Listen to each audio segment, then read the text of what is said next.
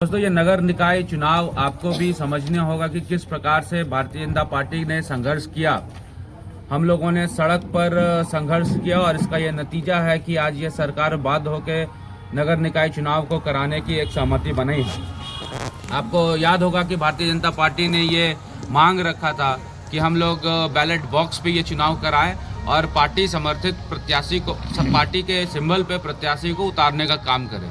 लेकिन दुर्भाग्य है कि ये सरकार ने ये सारे मांग को रिजेक्ट किया, ठुकरा दिया।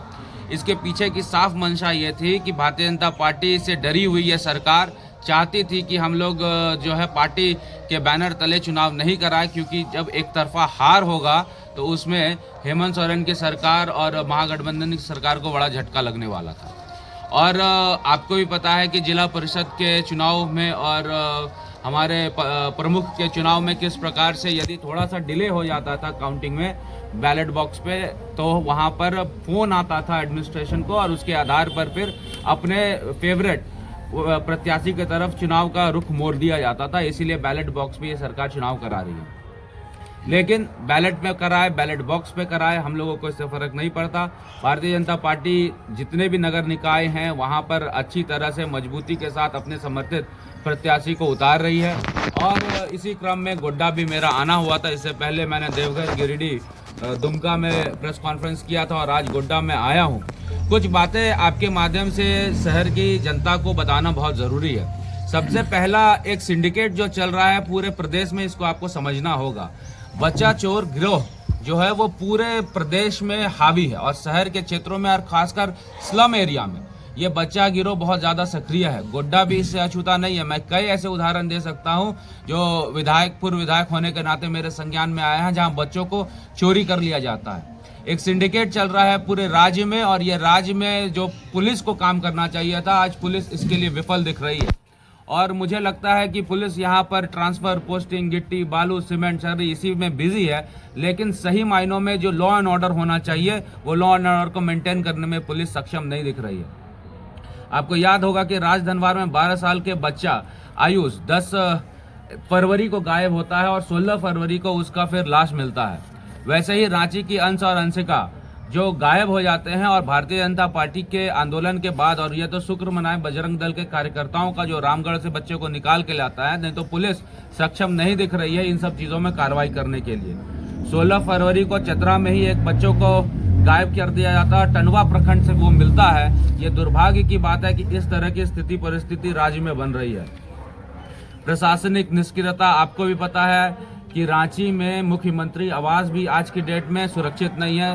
बगल में जाकर फायरिंग हो जाता है, बमबाजी हो जाती है और जो है पुलिस सक्षम नहीं दिखती है ऐसे चीज़ों को रोकने के लिए। आपको याद होगा कि कन्हैया कुमार का भी मामला आया था, जिसमें हमारे जो अभी वर्तमान में हमारे प्रदेश अध्यक्ष हैं उन्होंने मुद्दा उठाया था, आदित्य साहू जी ने, और उसके बाद उसकी रिकवरी हुई थी। आपको याद होगा कि हम लोगों ने खुद इनाम घोषित किया था अंश और अंशिका मामले में, और इनाम के भरोसे ही ये सरकार चल रही है। ये सरकार के पुलिस तंत्र और प्रशासन तंत्र बिल्कुल जो है विफल दिख रहे हैं आपको, क्योंकि गोड्डा में तो आदिवासी समाज के भी लोग हैं और आप अगर पलामू गढ़वा की तरफ जाइएगा तो वहाँ पे बिहोर जाति के आदिवासी समाज के लोग बैठते हैं। बिहोर जाति के 10 बच्चों का गायब हो जाना ये दर्शाता है कहीं ना कहीं एक गैंग सक्रिय है और वो गैंग बच्चा चोरी में संलिप्त है, ह्यूमन ट्रैफिकिंग में संलिप्त है और चाइल्ड मोलेस्ट्रेशन में संलिप्त है। और उसके लिए ये सरकार जो है कुछ नहीं कर रही है। ये नगर वासियों को सोचने का ज़रूरत है कि गोड्डा नगर में स्लम के एरिया में जो गरीब लोग रहते हैं वो भी इस क्राइम से अछूते नहीं है। तो आपको कैसे जो है सरकार चाहिए नगर में, ये गोड्डा की जनता और प्रदेश की जनता को समझना है। इरफान अंसारी सिर्फ और सिर्फ रील्स में बिजी हैं। सदर हॉस्पिटल का ही मामला आप देख लीजिए। मैं कई ऐसे मुद्दे आपको सदर हॉस्पिटल का गिना सकता हूं कि मंत्री संजय यादव के रहते और मंत्री इरफान अंसारी के रहते ये सदर हॉस्पिटल बिल्कुल सा सड़ा हुआ आज केंद्र बन गया है। आज आपको याद होगा कि कुछ दिन पहले एक बच्ची की मौत हुई थी जो महागामा की थी। आज वो एम्बुलेंस के लिए यहाँ पर तड़पती रह गई थी। उसकी जो परिवार वाले तड़पते रह गए थे, एम्बुलेंस मुहैया नहीं कराया गया था। आए दिन आप देख रहे हैं अस्पताल में टीका 2-2 बार लग जाता है। आए दिन आप अस्पताल में देखते हैं कि पुलिस डॉक्टर की लापरवाही के कारण पेशेंट की मौत हो जाती है।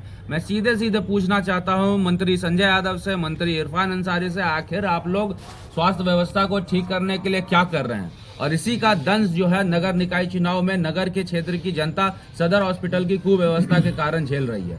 इन सब चीजों को सरकार में रहते ठीक कराना चाहिए था और फिर आके नगर निकाय चुनाव के लिए आपको कूदना चाहिए था। लेकिन दुर्भाग्य की बात है कि आज नगर की जनता को ठगा सा महसूस नगर की जनता कर रही है, क्योंकि नगर की जनता को ऐसा लगता है कहीं ना कहीं भारतीय जनता पार्टी के समर्थित उम्मीदवार की तरफ उनका रुख होता है, रुझान होता है। भारतीय जनता पार्टी की तरफ नगर की वोटर्स देखते हैं तो उसको इग्नोर किया जाए, ऐसी मानसिकता महागठबंधन की सरकार की प्रतीत हो रही है। अपराधियों का हौसला बुलंद है, आप देख सकते हैं, और गोड्डा सबसे बड़ा एग्जाम्पल है कि अपराधियों का हौसला किस कदर से बुलंद है। हालिया दिनों में आपको याद होगा कि यहाँ पर कौड़ी बिहार में दलित समाज के लोगों को बर्बरतापूर्वक मारा गया। न्यूज चैनल के माध्यम से इस चीज को कवर किया गया। मैं प्रेस मीडिया को यह कहना चाहता हूँ, आपने न्यूज तो चलाया, उन व्यक्तियों की गिरफ्तारी हुई कि नहीं हुई, इसको भी आप खोजिए और निकालिए कि आखिर क्या कारण है जिसका 15-15 टीका लग जाता है और जो है उसकी गिरफ्तारी नहीं होती है। और दलित समाज पे अगर अत्याचार होता है तो उसके विरोध में आकर कोई यहाँ पर लोकल नेता मंत्री कुछ नहीं बोलते हैं। ये बहुत बड़ी शर्म की बात है और इससे यह प्रतीत हो रहा है कि अपराधियों का हौसला यहाँ बुलंद है। आए दिनों में बसंत राय आप देख लीजिए, नगर निकाय क्षेत्र से बाहर है बसंत राय, लेकिन बसंत राय के कई लोग यहाँ रहते हैं। इतना बड़ा जो प्रोटेस्ट है गोड्डा नगर में हो गया, जो हिदायत सिद्दीकी की मौत हो गई, इतना बड़ा प्रोटेस्ट हो गया गोड्डा नगर में, लेकिन उस पर भी कार्रवाई कुछ नहीं हुई। और आज भी जो कातिल है वो खुलेआम घूम रहे हैं। ये चिंता का विषय है पूरे प्रदेश के लिए और गोड्डा के लिए। प्रशासनिक विफलताएं आपके सामने लगातार दिख रहा है।